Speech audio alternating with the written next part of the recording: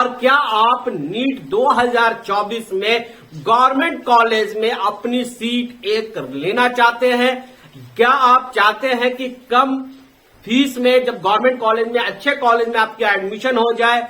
अगर आप वाकई सिंसियर हैं तो मैं आज फिजिक्स का मैंने एक रोड मैप बताया था, आज केमिस्ट्री की बात बता रहा हूं कि किस प्रकार से आप 5 मई को एग्जाम है 2024 को। इन 7 महीने, अगर सितंबर छोड़ दीजिए, मतलब अक्टूबर इन हो गया तो अक्टूबर, नवंबर, दिसंबर, जनवरी, फरवरी, मार्च, अप्रैल, अभी हमारे पास 7 महीने लगभग है।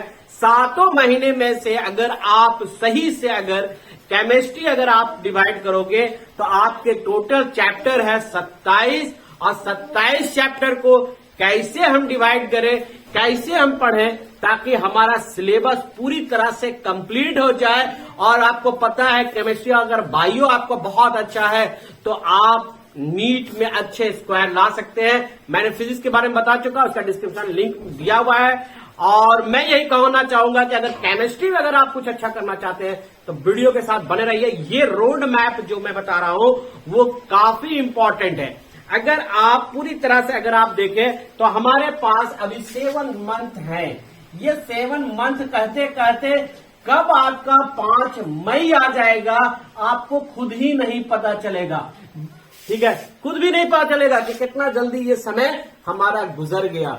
अगर आप पढ़ना चाहते हैं, आप डॉक्टर बनना चाहते हैं तो आपको एक प्लान बनाना होगा, एक स्ट्रेटेजी से आपको मेहनत करना पड़ेगा। और इन 27 चैप्टर को मैं आपको डिटेल बता रहा हूं, तो पूरी तरह से देखिए जो मैंने डेटा बनाया हो। ये 27 चैप्टर को आप, ये चैप्टर जो केमिस्ट्री का है वो 152 दिन में आपका कंप्लीट हो जाएगा। ठीक है, बहुत से बच्चे क्या करते हैं जो अभी जीरो है, मैं उनकी बात कर रहा हूं, जो बच्चे अभी जीरो में हैं और कुछ भी नहीं पढ़े हैं, और जीरो से अगर वो 720 जो एग्जाम में कंडक्ट होगी उसमें अगर 700 प्लस अगर आप मार्क्स लाना चाहते हो तो इसको छोटे छोटे, देखो टारगेट बहुत बड़ा हो तो उसके छोटे छोटे टुकड़े में अगर बांट दो, छोटे छोटे भाग में बांट दो तो वो काम बहुत ही आसान हो जाता है। सबसे पहले मैं बता रहा हूं, अगर आप जीरो में, आप कुछ भी नहीं पढ़े हो, तब भी आपका बहुत अच्छे मार्क्स आएंगे। मैं आज आपको रोड मैप केमिस्ट्री के बारे में बता रहा हूं जिसमें टोटल चैप्टर 27 है। अगर आप इसको बात करें तो कैसे हम डिवाइड कर सकते हैं? पहला चैप्टर हमारे पास है वो मोल कॉन्सेप्ट का चैप्टर आता है, जो उसके साथ आता है एटॉमिक स्ट्रक्चर। ये दोनों जो चैप्टर है, मैं इस पे वीडियो बताऊंगा आपको किताब कौन सी पढ़नी चाहिए, ऑब्जेक्टिव कौन सी पढ़नी चाहिए, और अगर ऑनलाइन आप पढ़ना चाहते हैं तो कौन सा आपको यूट्यूब चैनल से आपको पढ़नी चाहिए, सारी मैं बताऊंगा यहाँ पर, और किस पे ज्यादा मेहनत करना है, किस पे नहीं करना है। तो चलिए देखते हैं। मोल कॉन्सेप्ट को अगर आप स्टडी अगर आप करते हो तो 5 दिनों में इसको खत्म कर दो, 5 दिन में फिनिश कर दो। उसके बाद आप चले आ जाओ पीरियडिक टेबल, अगर आप आते हो 5 दिन में खत्म नहीं होगा मोल कॉन्सेप्ट, ताकि बहुत इंपॉर्टेंट है। इसमें आप एक काम करो, 6 दिन और जोड़ दो तो टोटल हो गए 11 दिन, ये कंप्लीट हो जाएंगे। अब क्या करो, एक दिन ब्रेक ले लो, संडे का दिन। किस दिन लेना है? संडे का दिन ले लो, और उस दिन क्या करो कि मोल कॉन्सेप्ट एटॉमिक स्ट्रक्चर का ऑब्जेक्टिव जो है एमसीक्यू को वो पूरी तरह से सेट बना लो। पहली बात, बहुत से बच्चे सोचते हैं कि पूरा सिलेबस कंप्लीट कर लेंगे तब हम पढ़ेंगे, तब हम टेस्ट भाग लेंगे, पूरा कंप्लीट पोर्शन करने के बाद, और वो क्या करते हैं, इसके नतीजा में क्या होता है, प्रैक्टिस नहीं कर पाते हैं। तो सबसे पहले आप चैप्टर कंप्लीट होने के बाद आप एमसीक्यू लगाइए, आप देखेंगे कि कुछ आप सॉल्व कर पा रहे हैं तो आपके अंदर पॉजिटिव होगा, फिर आप आगे बढ़ सकोगे। दूसरी बात, फिर मैं अगर बात करूं चैप्टर का, तो ये पीरियडिक टेबल है। पीरियडिक टेबल के लिए आपको ज्यादा नहीं, आपको 4 दिन में इसको कंप्लीट करो।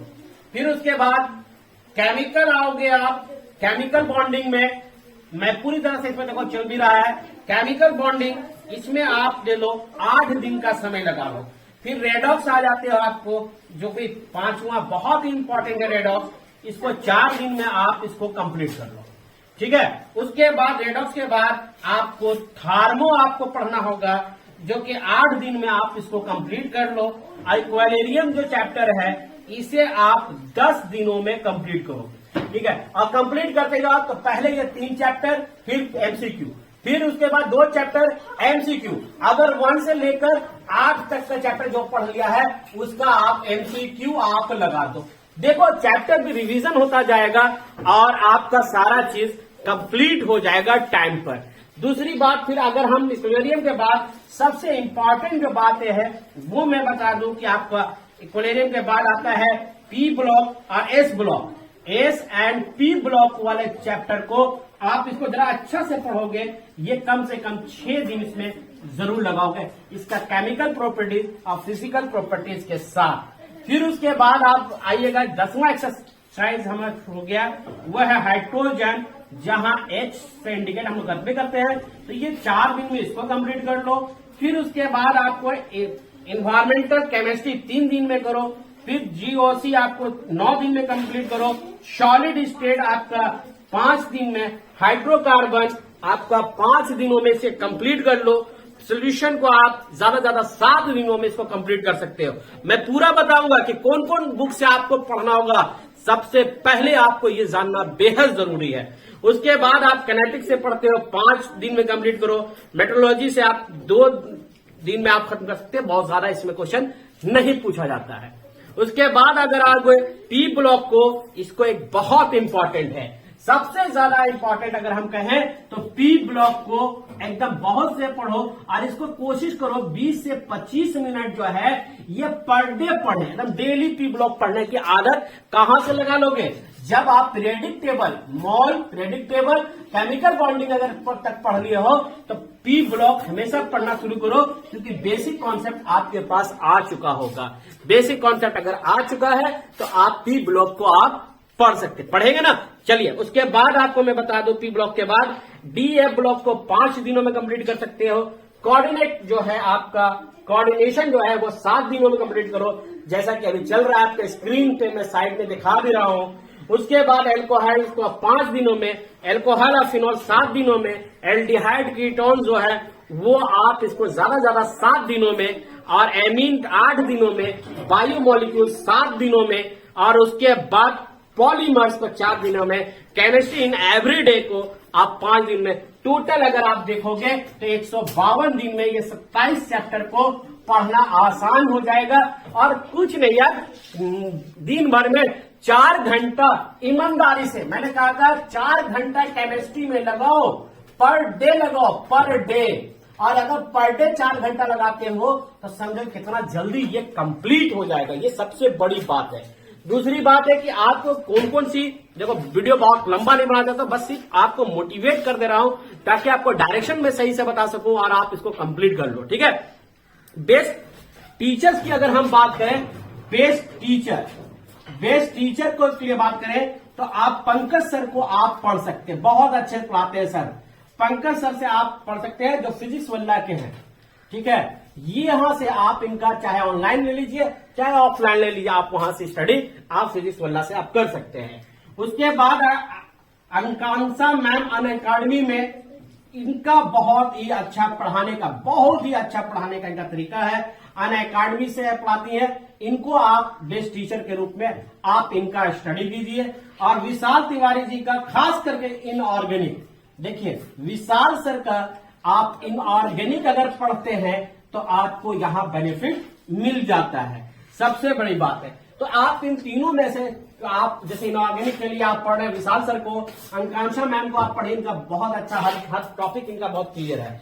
साथ ही साथ इस चैनल को भी सब्सक्राइब जरूर कर लो, क्योंकि इस चैनल पे भी हम आपको केमिस्ट्री, फिजिक्स, बायो नीट से संबंधित मैं कुछ मटेरियल दूंगा, कुछ एमसीक्यू भी दूंगा, और कुछ ना कुछ वीडियो के माध्यम से या टेलीग्राम चैनल के माध्यम से आपको प्रोवाइड करता रहूंगा, ठीक है। आप हमारे चैनल को भी सब्सक्राइब कर सकते हैं, और कर ले तो बहुत बेहतर है, ताकि नीट से संबंधित सारी अपडेट के साथ साथ आपको मैं यहां पर आपको प्रिपरेशन में भी 2024 में कुछ अपना कंट्रीब्यूट भी करूंगा। तो चलो मैं एक बार बता दूं, यहां तक के बाद आप बेस्ट फिजिक्स की, केमिस्ट्री की बुक बता रहा हूं, जो सबसे अच्छी केमिस्ट्री की बुक्स होगा वो आप ले सकते हो।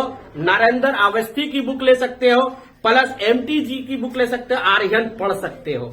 इतने आप अगर कंप्लीट कर लोगे तो आपका एनसीईआरटी पंच, ये बुक लेना ना भूलें। एनसीईआरटी पंच जो है वो आपका बहुत ही इंपॉर्टेंट बुक है।